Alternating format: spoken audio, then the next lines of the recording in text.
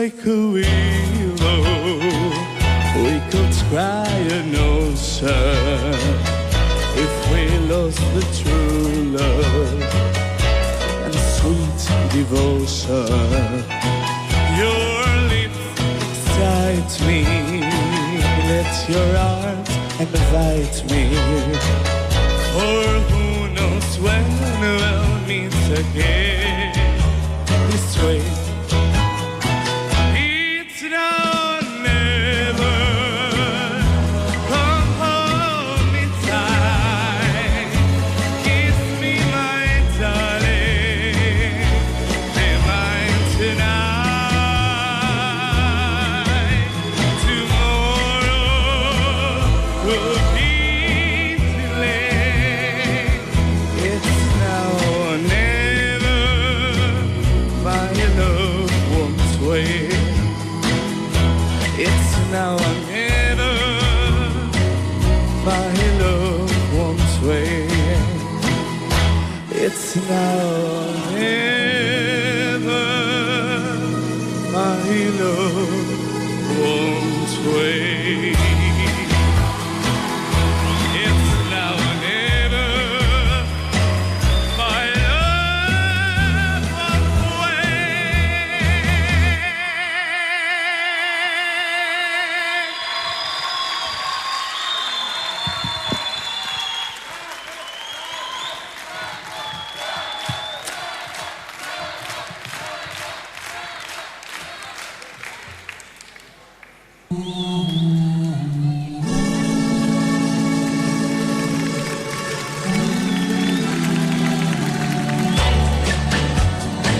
It's now or never.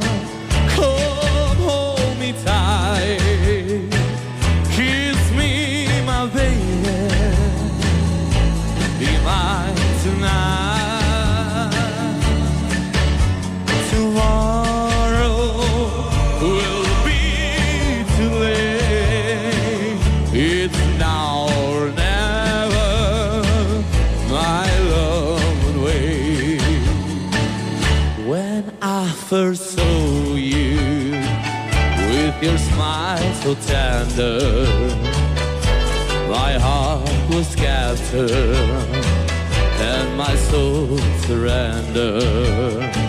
I've spent a lifetime waiting for the right time. Now that you're near, the time is here at last. It's now or never. Come hold me tight, kiss me, my darling, be mine tonight. Tomorrow will be too late. It's now or never. My love will wait. Just like a willow, we can cry an ocean if we lost true love and sweet devotion. Your lips excite me, let your arms invite me, for who knows when we'll meet again this way. It's now or never. Come hold me tight, kiss me, my darling, be mine tonight. Tomorrow will be too late. It's now or never. My love won't wait. It's now or never. My love won't wait. It's now or never. My love won't wait. It's now or never. My love won't wait.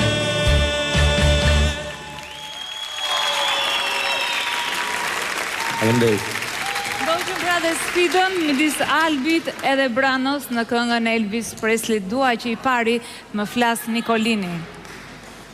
Duhet jetë këngë e preferuar shumë për ty, Nikon. Kur kalon nga francezët thënë Paris e toujours gris. Italianët thënë në sole mia, ose Paris bjeshi gjithmonë, këtu ka vetëm diell, kështu që. Në fakt, dhe ta kënoj ti këtë këngë bukur do t'i nglonte. Po. Ma kështu më duket. Pa diskutim, po ka ik koha ime të nej. Atëherë kush e kënoj sonte më bukur? Brano apo Albi? Po, çunat pa diskutim që janë në rritje, të dy vazhdojnë të sfidojnë denjësisht njëri tjetrin. Po kënga është e vështirë. Kënga është e vështirë dhe kënga do shumë frym. Pavarësisht se të dy i interpretuar në mënyrë ndryshme, se gjithë secili ka karakterin e vet. Kur them që kënga do shumë frym, kënga ka fraza të gjata dhe pikërisht këtu fillon defekti i parë. Që do të thotë? Që do të thotë që kishim probleme në intonacion në strofë për Branon.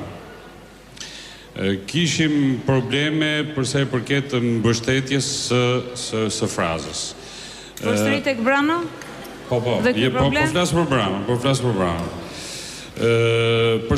Kurse ndër refren nuk ishin këto probleme, nuk ishte Brano këto probleme.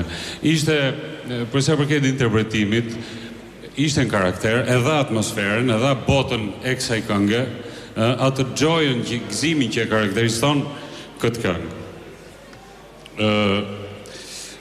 Në përgjithësi, notat e gjata i diti administroi Brano. Notat e gjata. Përse përket interpretimit të Albit, edhe Albi e interpretoi totalisht në një karakter tjetër. Në intonacion, në fillim ishte mirë, por nga mesi i strofës 2-3 nota tikën. Gjithashtu në refren ishe po aq mirë sa Albi, ndoshta edhe më mirë se sa Albi. Por më shumë do të kisha dëshirë që ta interpretoje me më shumë dashuri këngën, ndërsa në totalin e përgjithshëm jam për ty. Pra, Nikolini tha, do doja që ta interpretoje me më shumë dashuri, nuk e di se ç'mendim ka Kristi. Kjo fraza fundit në fakt do t'ishte ajo me cilën mund ta ndërtoja edhe unë më qartë mendimin tim, sepse nuk është pak ta këndosh me dashuri një këngë.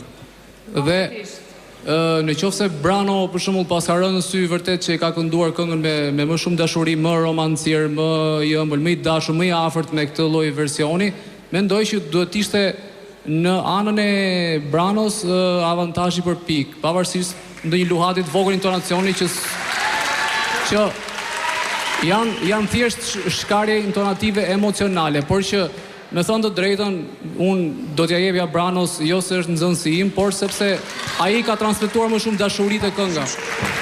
Po, Diana. Po, Zana, faleminderit, shumë shkurt.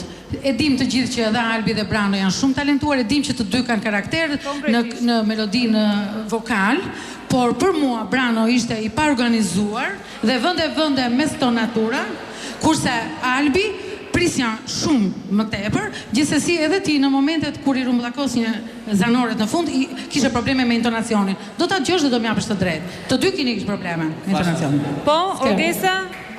Gjithve. Unë e shijoj shumë këtë sfide me disë dy çunave, sepse më pëlqejnë të dy shumë.